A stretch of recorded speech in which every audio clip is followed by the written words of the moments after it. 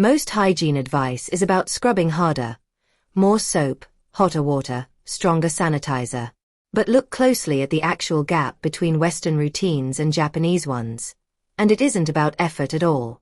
It's about a handful of specific moments most Western routines simply never think twice about.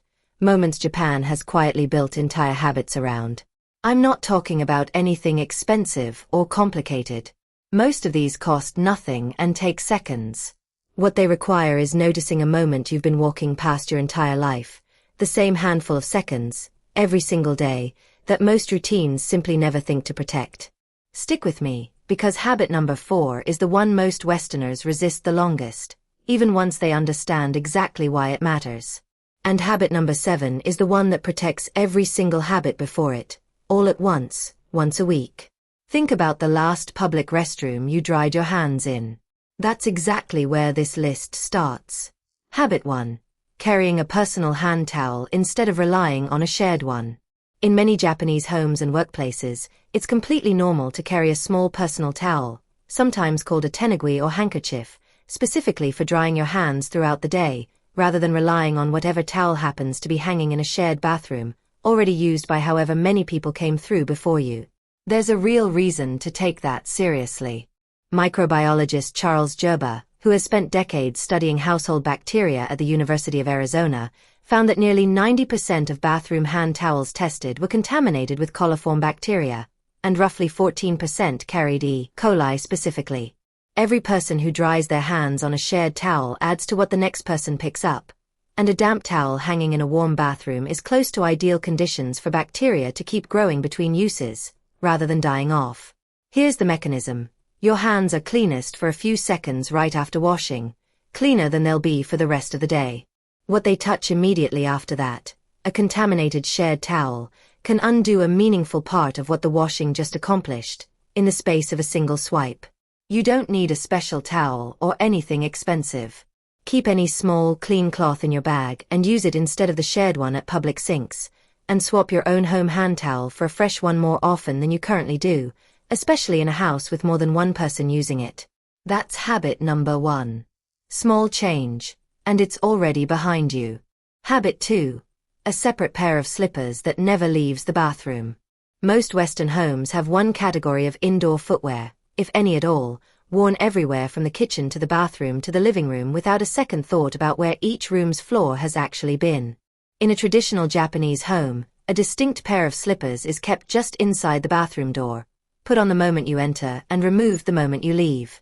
They never travel past that threshold into the rest of the house, no matter how quick the trip-in was. The logic is straightforward once you think about it.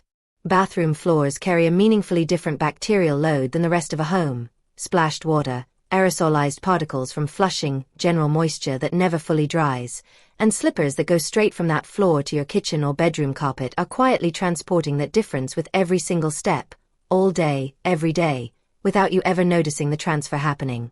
You don't need a full slipper system to borrow the principle. Keep one pair of shoes, sandals, or slippers strictly for the bathroom, and never let them cross that doorway into the rest of your home, even just to grab something quickly. That's habit number 2.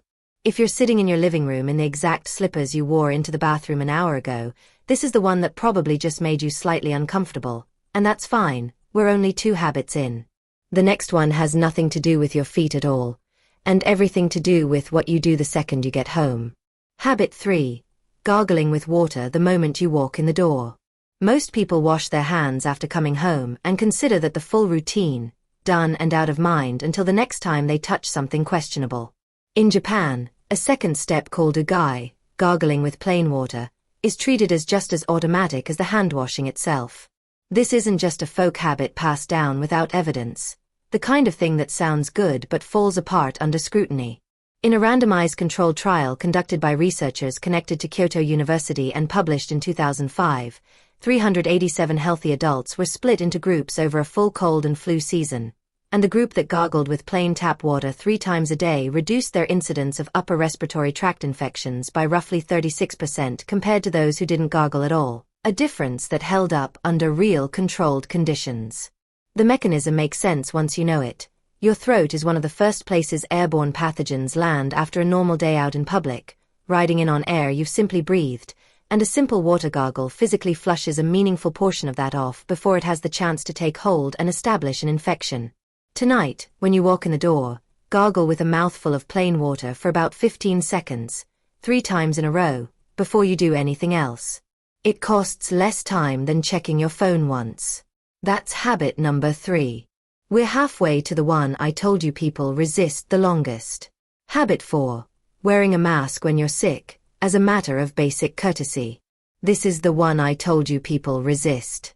Slow down here for a second, because this one asks something different from the rest of this list. In much of the West, mask wearing when mildly sick is treated as optional, even slightly unusual, something you might get an odd look for. In Japan, it's closer to a baseline social expectation, worn specifically to protect the people around you, not primarily yourself, the moment you notice any symptoms at all. The science behind it is unglamorous but solid. Respiratory illnesses spread mainly through droplets released when an infected person coughs, sneezes, or even just talks normally at close range, and a simple mask meaningfully reduces how far and how effectively those droplets travel from the source, cutting off a real amount of transmission at the point it starts. Here's why this one is genuinely hard to accept. It asks you to inconvenience yourself slightly for someone else's benefit, with no immediate reward you can see or feel for yourself. That's exactly why it works as a social norm, and exactly why so few people do it voluntarily without some cultural push behind it. You don't need to mask every time you feel slightly off. Try it the next time you're mildly sick but still need to be around other people, at work or on public transit, and notice that almost nobody comments on it at all, because in a culture where it's normal, it simply doesn't register as unusual. That's habit number 4. The hard one is behind you now, and everything left on this list is easier than that. Habit 5. Never blowing your nose loudly in public. In Japan, blowing your nose forcefully in a shared space, a train, an office, a restaurant, is widely considered impolite, closer to how loudly clearing your throat at a dinner table might land in the West. The alternative isn't ignoring the problem or suffering through it silently. It's stepping away, or handling it as discreetly and quietly as possible, out of consideration for everyone nearby. The hygiene logic sits right alongside the etiquette, even if the etiquette came first historically. A forceful nasal blow releases some of the same aerosolized droplets a sneeze does, just with less force behind it, sending at least some of them into the surrounding air rather than staying contained in a tissue, right at the moment when those droplets are most likely to be carrying something contagious, since a stuffy nose is often a sign of exactly that. This isn't about suppressing a real physical need or pretending it isn't happening.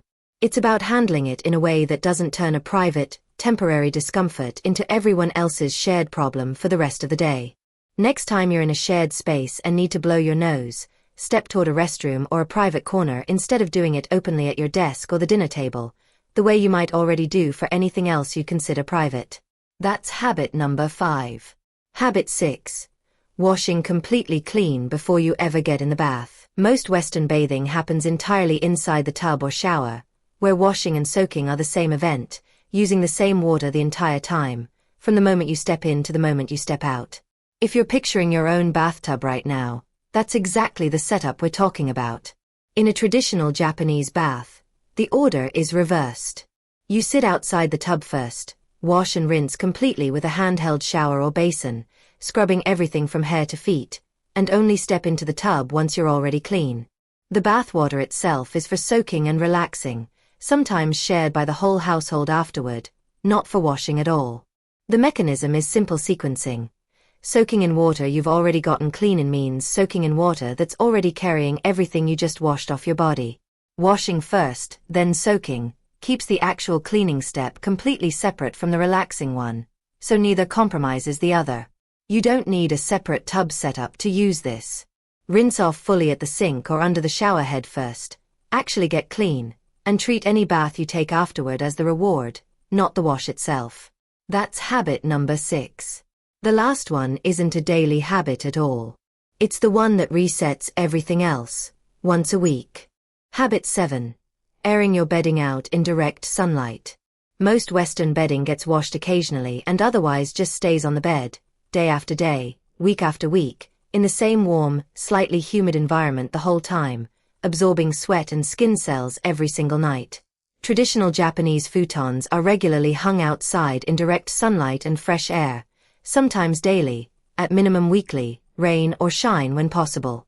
Dust mites, one of the most common household allergens, thrive specifically in warm, humid, undisturbed conditions and struggle badly in direct heat, UV exposure, and moving air, all three of which a simple sunny airing provides at once, without any chemicals, sprays, or special equipment involved at all.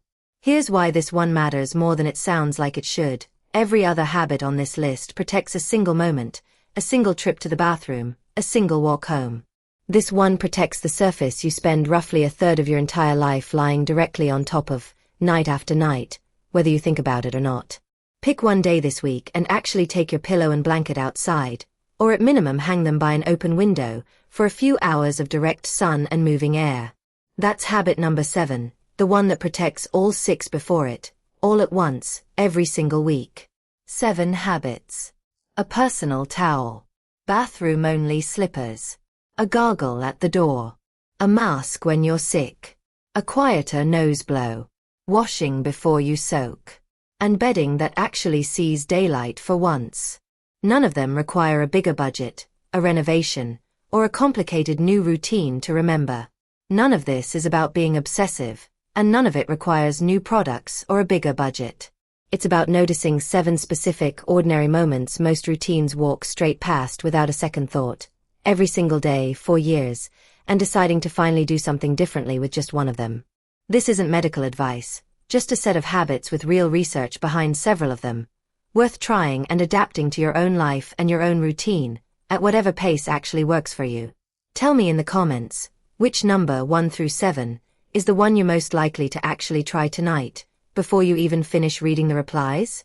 And if this changed how you think about even one everyday moment, send it to the one person in your life who's absolutely convinced hygiene is only about how often you shower and nothing else. They're missing most of it, and they probably don't even know it.